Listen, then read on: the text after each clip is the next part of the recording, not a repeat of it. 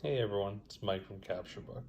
One of the most common questions we get is, can I use custom media for the background of either the page or the track screen? The answer is yes. For the track screen, you can do anything you want. You can do video, you can do photo. The way to do it is go to the settings in the upper right hand corner of the screen and press the hidden button, put in the password of 77 times. Under photo settings, you should see an area that says the track screen background and page background.